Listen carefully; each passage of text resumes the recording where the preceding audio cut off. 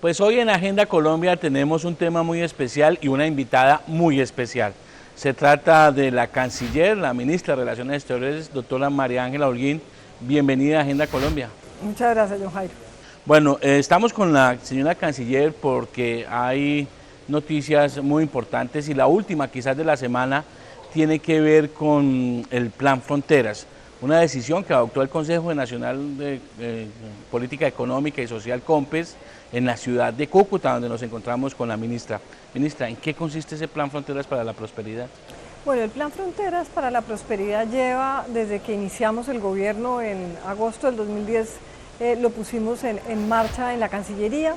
Era un plan muy chico, la idea es trabajar con las comunidades, los gobiernos locales y regionales en todas esas zonas de frontera en donde el Estado le ha costado trabajo llegar, porque las poblaciones viven muy aisladas, porque viven en unas regiones que pues, para desplazarse es muy difícil. Pero lo que hemos querido es trabajar con los gobernadores y con esos alcaldes para poder ayudar. Ha sido un plan que ha ido creciendo, estamos ya más o menos con 180 proyectos en todo el país, 33 municipios y con una población beneficiada más o menos de 3 millones de personas y en diferentes aspectos como desarrollo productivo, salud, educación, energía y es llegarle, como le digo, a la gente en sitios que nunca antes el Estado había llegado y en otros que son las ciudades capitales, por ejemplo los departamentos, con temas como llevar el tema a los niños de música con la Fundación Batuta o por ejemplo temas de desarrollos productivos como es el caso de Tumaco con un proyecto grande de camarón. Ahora, ¿qué es lo que pasa hoy con el COMPES? El COMPES hoy lo que está aprobando son unos recursos destinados a las fronteras, ya con unas fronteras donde uno ya ha identificado esa diferencia que tiene que haber en la política, digamos, fronteriza, que con este trabajo de Plan Fronteras alimentó en eso al COMPES. Cuando se habla, el COMPES le da luz verde al Plan Fronteras, es asignación de recursos y ya definición además de otros tipos de políticas o implementación.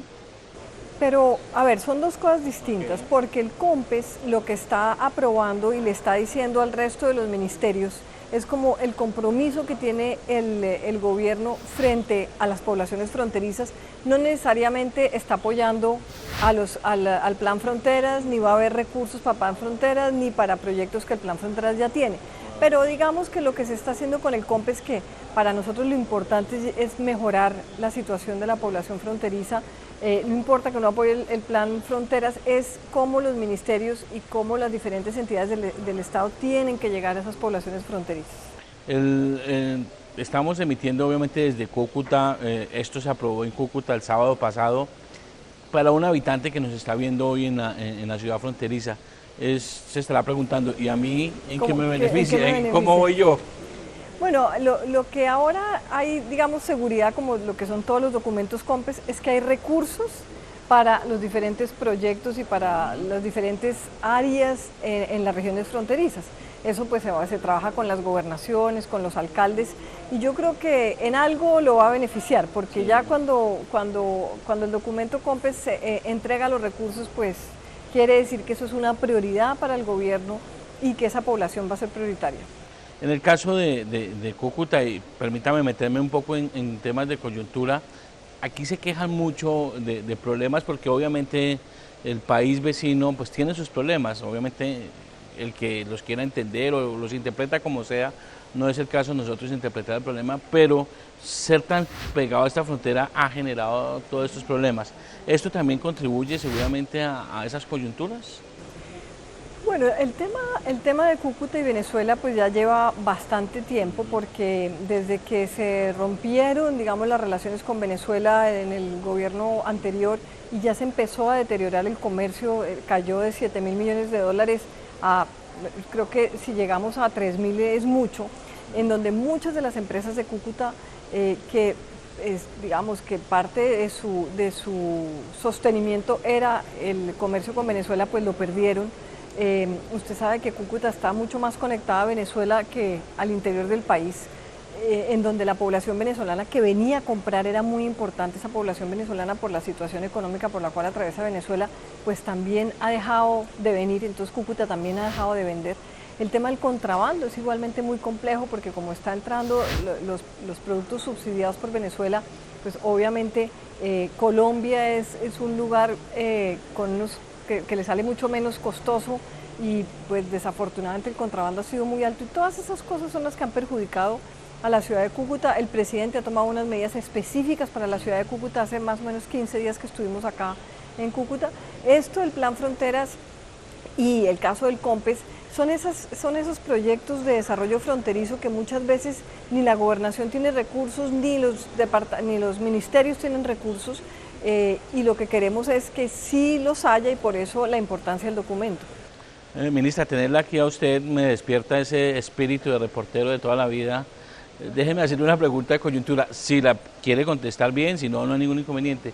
Usted ha estado muy activa en el tema de los diálogos para tratar de que en Venezuela las cosas vuelvan y retomen un rumbo.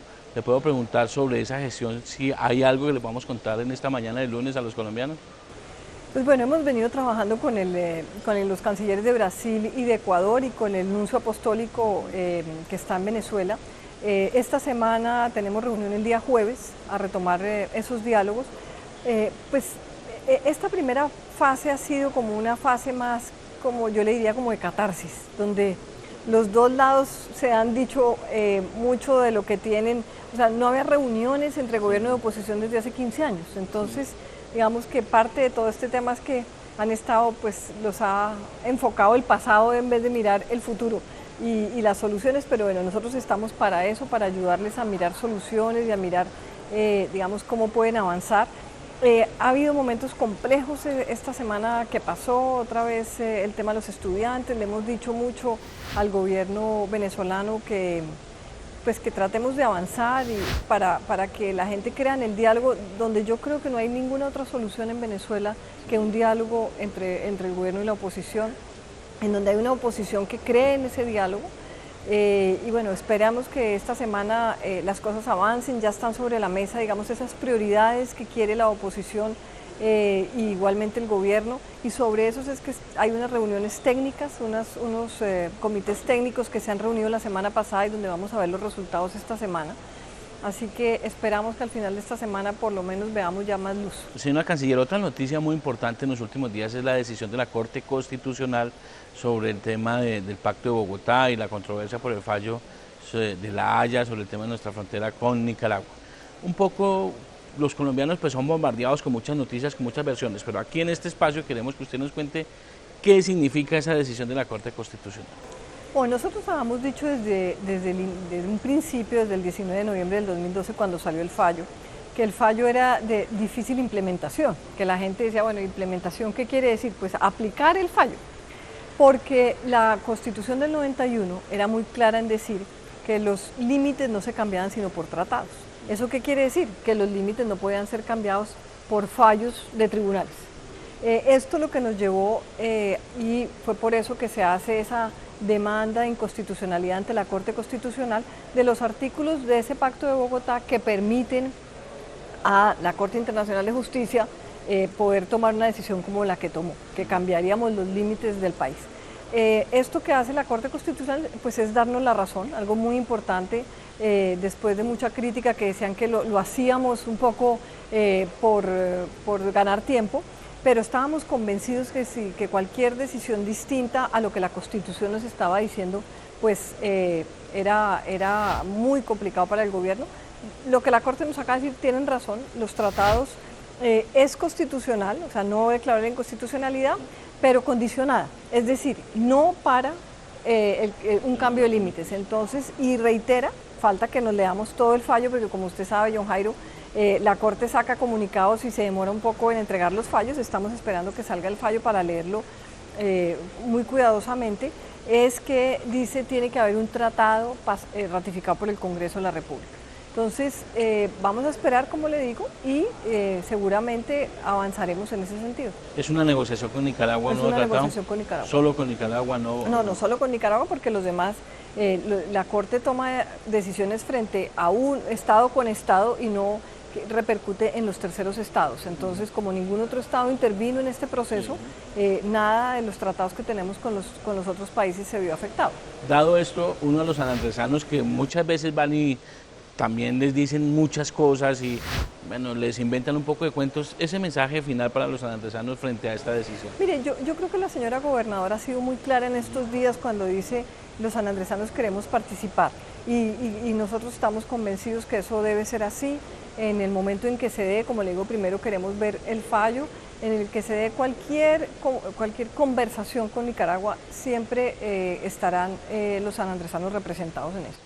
Pues doctora María Ángela Alguín, Canciller de la República, muchas gracias por estar en la Agenda Colombia y esperamos verla más seguido además porque con lo bonita que es nos ayuda mucho a disparar el rating en nuestro programa. Muchas gracias, John Jairo.